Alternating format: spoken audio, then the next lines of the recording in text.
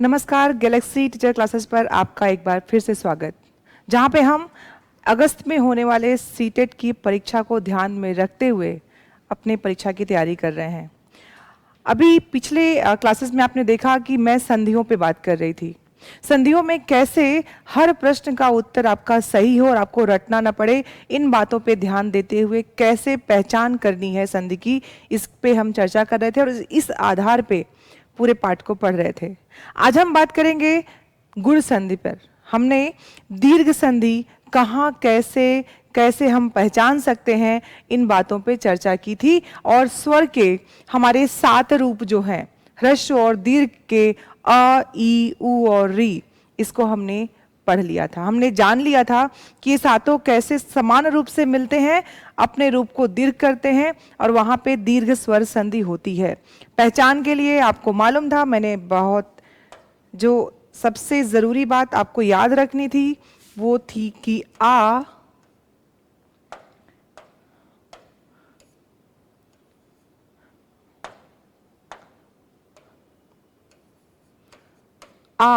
अर्थात आ की मात्रा होगी दीर्घ संध शब्द के बीच में, ई की मात्रा होगी तो आपका दीर्घ संध, ऊ की मात्रा होगी तो दीर्घ संधि और री की मात्रा इस रूप में आएगी तो वहां पे दीर्घ संधि होती है। ये आपने जान लिया था। आज हम जानेंगे इसके आगे बढ़ते हुए, क्योंकि इसके बाद जब हम स्वर में आगे बढ़ते हैं अ, आ, ई, उ, री, उसके बाद हमारा जो नेक्स्ट स्वर है वो है ए। उसके बाद इसी का वृद्ध हो गया रूप मिलता है हमको ए, तो ए को हम छोड़ देंगे।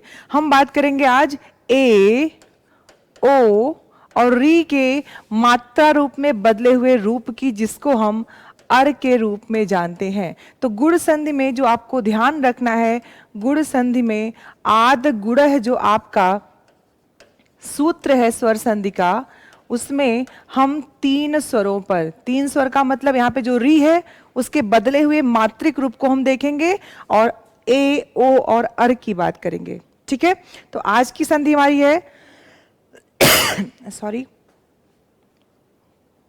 आज की हमारी संधि है गुण स्वर संधि, जिसपे आज का हमारा क्लास आधारित है।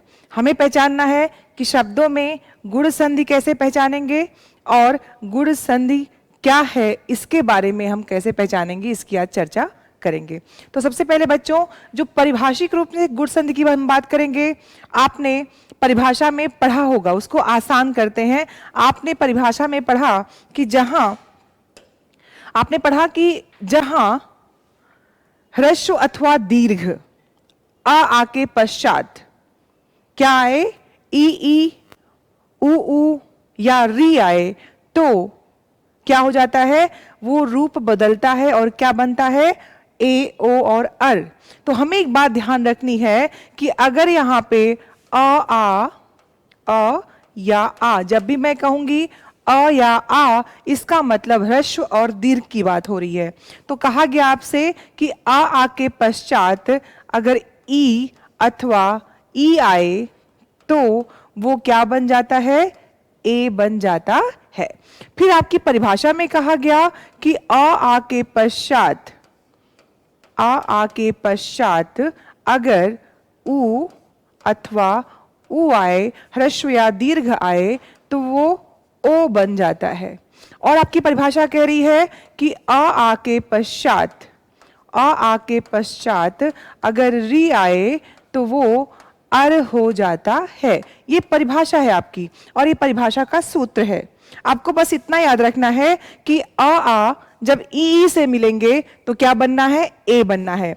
आपका जो परिवर्तन है वो इन दोनों स्वरों के मिलने के बाद इस बनने वाले स्वर की, मैंने आपको स्वरों को पढ़ाते हुए कहा था ह्रस्व, दीर्घ और संयुक्त। ये संयुक्त स्वर इसीलिए हैं क्योंकि 2 स्वर मिलके एक नए स्वर को बनाते हैं। ठीक है, तो यहाँ पे बनता किससे है, ए, आपका स्पष्ट हो गया। लेकिन बच्चों सबसे जरूरी बात जो याद रखनी है आपको कि ए जो बनता है वो अ धन ई भी हो सकता है, आ धन ई भी हो सकता है, अ धन दीर्घ ई भी हो सकता है और दीर्घ ई आ धन ह्रस्व ई भी हो सकता है और बनेगा क्या? ए ही बनेगा। जब भी बनेगा तो ए बनेगा। यही बात आप याद रखोगे। संयुक्त स्वर ए बनता किससे है? आ या ई के मिलने से। अगर ये आपको याद है तो कभी भी आपकी गुण संधि सही गलत होने की गुंजाइश नहीं है। और आप ए को व्यक्त कैसे करते हो? आप लिखते कैसे हो ए को? आपको पता है, शिरोरेखा के ऊपर एक लाइन खींचते हैं हम तो वो हमारे ए की मात्रा होती है। इतना आपने याद रखा कि जब भी हमारे सामने शिरोरेखा के ऊपर एक लाइन, एक शिखा के रूप में गोल करके एक लाइन खींची होती है, हल्की सी टेढ़ी करते हुए, वो मात्रा है ए की। ये आपको याद रखना है। अगला कहा गया आ के पश्चात उ आए तो वो ओ बन जाता है। ये मात्रिक रूप में कैसे होता है? आपको पता है कि ओ की मात्रा एक खड़ी पाई शिरोरेखा के ऊपर एक आप शिखा लगा देते हो, आपकी वो ओ की मात्रा होती है। अब जो आधन री है वो कैसे होता है? शिरोरेखा के ऊपर जो र ऊपर होता है उसको हम बोलते हैं री की मात्रा के रूप में। वो भी स्वर है, वो भी आता है। तो हमें शब्द के बीच में इन तीनों की अवस्था दिखाई दे।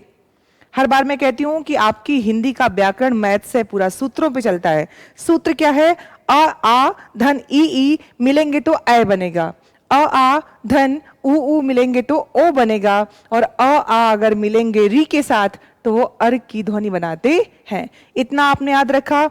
आपका गुण संधि कभी भी गलत नहीं होगा। और सबसे जरूरी बात, जब भी आप इन सूत्रों को याद रखोगे, जो सबसे जरूरी बात याद रखने की है वो बात है कि जब भी आपका संधि विच्छेद होगा, जब भी आप संधि विच्छेद करेंगे तो ध्यान रखने की बात क्या है कि प्रथम शब्द का अंतिम वर्ण, प्रथम शब्द का अंतिम वर्ण, ये बात हमेशा आपको ध्यान रखना है।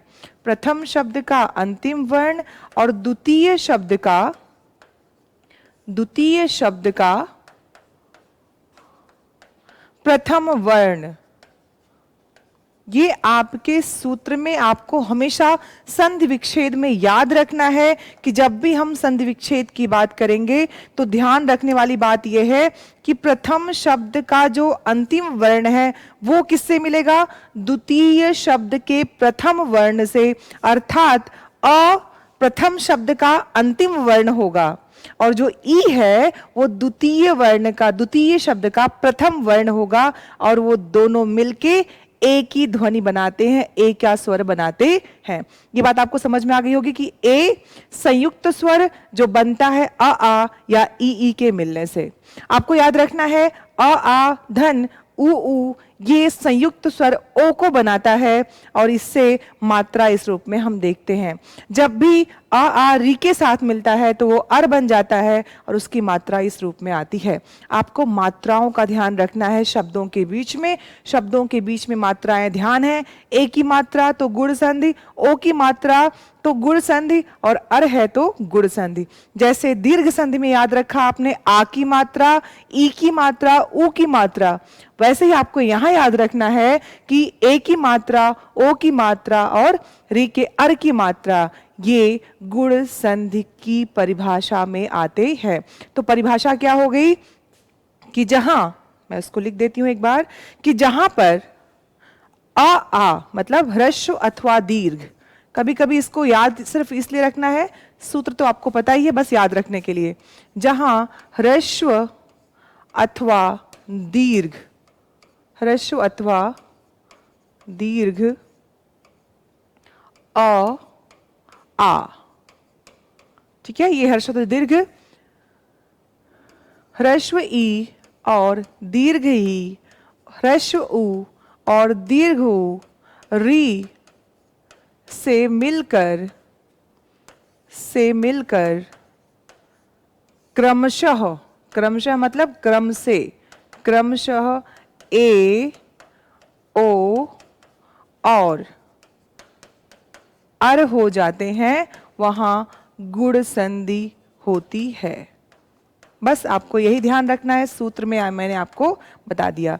जहां पे ह्रस्व अथवा दीर्घ आ ई उ री के साथ, है ना, दीर्घ आ ओ मिलते किससे हैं? ई से, ऊ से, री से, और क्रमशः ए ओ और अर बन जाते हैं। यही आपके सूत्र थे, यही आपकी परिभाषा है। आपको परिभाषा याद करने की जरूरत इसलिए नहीं पड़ेगी क्योंकि सूत्र आपको याद है। अब समझना हमें है कि हम कैसे इसको परीक्षा में समझेंगे, वो हमारे कैसे शब्द होंगे, इसको उदाहरणों से हम समझते हैं। आपका वही गुण संधि मैंने यहाँ पे लिखा हुआ है कि आपके गुण संधि को दिखाने के लिए ये ए ओ अर और ए बनता है आपका अ आ धन ई ई। ये ध्यान हमेशा आपको रखना है। आपका जो ओ बनता है ये भी आपको पता है, अ आ धन उ या दीर्घ उ, ये इससे बनता है। और अर की ध्वनि आपको पता है कि अ और रे मिलके अपनी मात्रा को शिरोरेखा के ऊपर ले आते हैं। तो ये आपको ये ध्यान रखने की चीज है। हमारे जो सूत्र हैं वो आपको मैं बता चुकी हूं। अब क्रम से इनको देखते हैं। पहला आपका है, आप उदाहरणों को देखिए। पहला उदाहरण हमारे सामने है अ धन ई। हमारा उदाहरण है अ धन ई। पहला शब्द है आपके सामने सुरेंद्र। अब इसको अलग करते हैं और समझते हैं कि जो ए की मात्रा, क्योंकि आप सब जान चुके हैं कि जहां पे ए की मात्रा दिख रही है वो हमारा गुण संधि होगा, लेकिन विच्छेद भी कभी कभी पूछता है कि निम्न विकल्पों में से सही शब्द का विच्छेद क्या है, वो हमें जानना बहुत जरूरी है। तो सुरेंद्र शब्द है। अब चूंकि मात्रा कहां लगी है? र के ऊपर, तो हम वहीं से उसको तोड़ेंगे। विच्छेद वहीं करना होता है जहां मात्रा लगी हो। सबसे आसान तरीका है संधियों को पहचानने का और शुद्ध वर्तनी शुद्ध शब्दों को लिखने का। तो सुरेंद्र शब्द है। अब इसको हम अलग करते हैं, सुर धन इंद्र। हमने लिखा सुर धन इंद्र। अब आपके जहन में ये बात जरूर आनी चाहिए कि ये सुर, चूंकि रे पे मात्रा लगा है और र पे मात्रा लगने के पहले र सुर शब्द पूर्ण था, तो हमें वो सही शब्द मिल गया। अब फिर जब चूंकि र की मात्रा कहां से आई है? ई से आई है ना, तो हमने विच्छेद किया। तो ए बना कैसे? अ और ई के मिलने से। अ और ई के मिलने से ए बना है। तो हमारा ई हमें मालूम चल गया कि यहां पे ई आएगा, क्योंकि ये अ धन ई हो रहे थे, तभी वो ए की मात्रा बना रहे थे। समझ में आ गया आपको? यही बात आपको बस ध्यान रखना है। दूसरा है धर्मेंद्र। तो हमारे पास धर्मेंद्र, धर्म के ऊपर ए की मात्रा लगी है, म के ऊपर ए की मात्रा लगी है। तो पहला शब्द हमारा क्या आ गया? धर्म धन, क्योंकि अ और ई मिलते हैं तो इंद्र शब्द आपको तुरंत पूर्ण रूप से मिल जाता है। अगला है बालेंदु। ल के ऊपर ए की मात्रा लगी है, तो आपने देखा वो मात्रा हमने हटाई, पूर्ण शब्द मिला बाल, धन क्या मिला? इंदु, बालेंदु। चूंकि शब्द क्या है? इंदु, बालेंदु। तो बाल धन इंदु, यहां का अ और यहां का ई मिलके ए बन रहा था। फिर अगला देखिए, अधन दीर्घ ई। यहां पे क्या है? दीर्घ ई। वो कैसे बनेगा देखते हैं। सुरेश, तो सुरेश र पे मात्रा है, तो हमें पूर्ण शब्द मिला सुर। उसके बाद ई क्या है? ईश, क्योंकि मात्रा में आपने जैसे उसको हटाया, आपके सामने इस कोई शब्द नहीं होता है, ईश शब्द होता है। तो आपका ह्रस्व अ और दीर्घ ई मिला वहां पे। दिनेश, तो दिन शब्द पूर्ण, उसके बाद ईश, दिनेश। फिर आपका अगला शब्द है गणेश। तो गण धन ईश, गणेश। फिर शब्द है देवेश। तो देव धन ईश, देवेश। अगला है दीर्घ आ और दीर्घ ई का रूप कैसे बनेगा, उसको देखते हैं कैसे संधि विच्छेद सही होगा। महेश्वर, तो आपने धन का निशान लगाया, ए की मात्रा देखी और वो मात्रा कहां से आई है?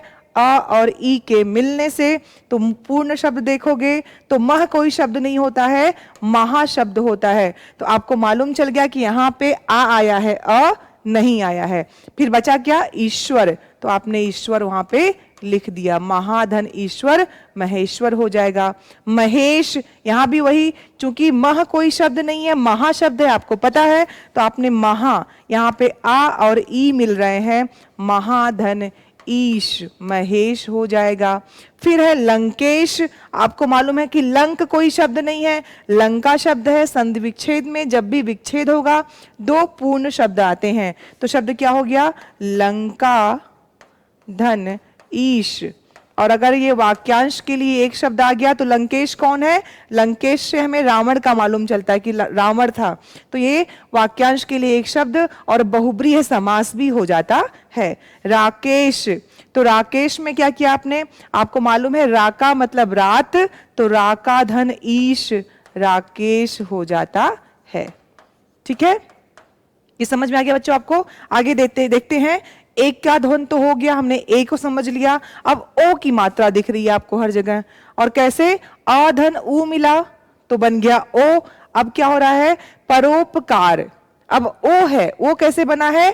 अ और ऊ के मिलने से। आपको पता है कि ये अ में है और ये ऊ है, तभी ये बनेगा ओ, और ओ को हम लिखते हैं ऐसे, ये आपको मालूम है। बस आपने वाक्य देखा, अब दो पूर्ण शब्द निकालने हैं।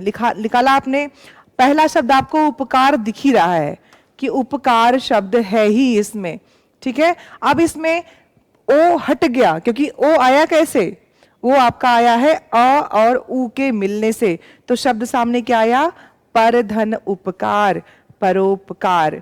फिर है प्राप्तोदक, तो प्राप्त शब्द पहला हमारा हो गया, धन उदक, प्राप्तोदक। फिर शब्द है सूर्योदय, सूर्य का उदय, तो सूर्य धन उदय, सूर्योदय। फिर शब्द है चंद्रोदय, तो चंद्र धन उदय, चंद्रोदय। मैं हर बार कहती हूं कि आपको रटने की जरूरत नहीं है, बस मात्राओं की पहचान रखनी है, शब्द के बीच में रखनी है, और दूसरी चीज दो अलग अलग शब्द आपको निकाल देने हैं, आपका संधि सही हो जाएगा। कभी भी संधि से संबंधित प्रश्न गलत होगा ही नहीं, क्योंकि दीर्घ जहां पे इस तरह के रूप है वहां पे दीर्घ संधि हो रही है, जहां ए होगा ओ होगा वहां गुण संधि ही होगी। शब्द के बीच में मात्रा के रूप में आए हुए शब्दों में वहां पे गुण संधि होगी। अगला देखिए महोत्सव।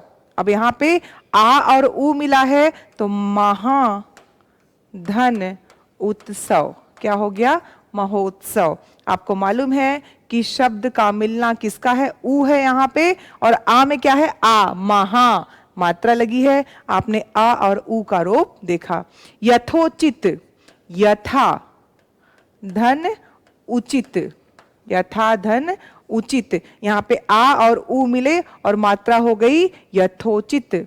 महोपकार, महा धन उपकार, महोपकार शब्द बन जाता है। फिर है गंगोर्मी, शब्द क्या है आपका? अब आ धन ऊ कौन मिल रहा है? आ और ऊ का रूप मिल रहा है, तो गंगा धन ऊर्मी, गंगा धन ऊर्मी, गंगोर्मी। महोर्जा, महा धन ऊर्जा, क्या हो गया? महोर्जा। दयोर्मी, तो दया धन ऊर्मी। अब आपको ऊर्मी पता है कैसे लिखते हैं, ऊर्जा कैसे लिखते हैं, तो कभी भी आपका जो शब्द विच्छेद है, संधि विच्छेद है, वो गलत नहीं होगा। महोर्जस्वी, तो महा धन ऊर्जस्वी, क्या हो गया? महोजस्वी। वहां पे आपका महोजस्वी ऊ हट गया तो महाधन ऊर्जस्वी, महोजस्वी शब्द हो जाता है। आगे देखते हैं बच्चों, हमारा शब्द है आ और ऊ का रूप, तो महोधन उपदेश, महोधन उपदेश। ऊ की मात्रा हटाएंगे हम, तो पहला शब्द मिला हमें महा और दूसरा मिला उपदेश।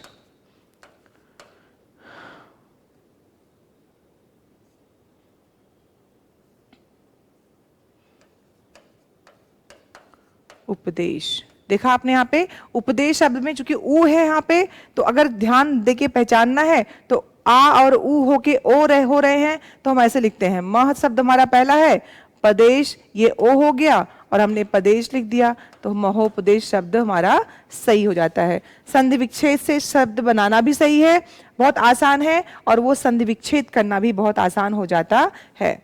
फिर है महोत्सव, महा धन उत्सव। निकालना कैसे है आपको, ध्यान कैसे रखना है हमेशा?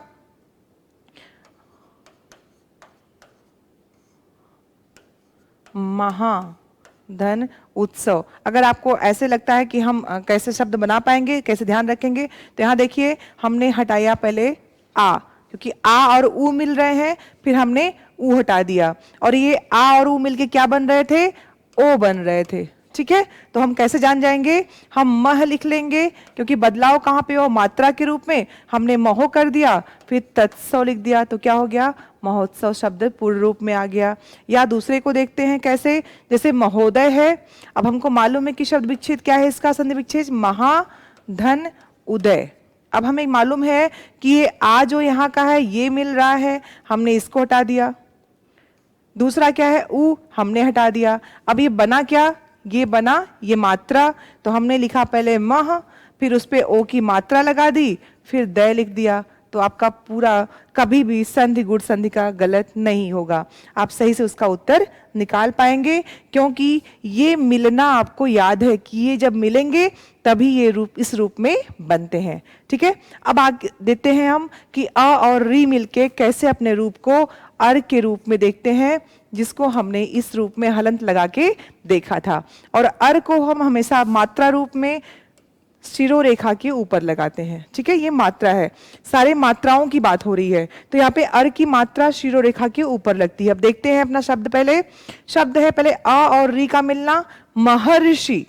क्या लिखा है, महर्षि। तो अब देखते हैं शब्द क्या हो सकता है। सबसे पहले चूंकि अ का मिलना री से है, तो यहाँ पे महा और क्या है, अर्षि शब्द दिखा आपको, नहीं तो क्या मालूम, री के साथ अर बनता है, तो हमने री लिया वहां से और आपने देखा कि शब्द आपका पूर्ण बन गया, महाधन ऋषि। क्योंकि ये जो आ और री क्या बनाएंगे, शिरोरेखा के ऊपर। तो जब हम लिखेंगे तो हमने क्या किया, मात्रा हमारी हट गई, तो हम लिखेंगे म हर्षि, वो मात्रा वहां पे लग जाती है। उसके बाद है सप्तर्षि, आपका शब्द है सप्तर्षि, तो सप्त धन ऋषि, सप्तर्षि हो जाता है। फिर अगला शब्द है राजर्षि, तो राज या राजा धन ऋषि, राजर्षि।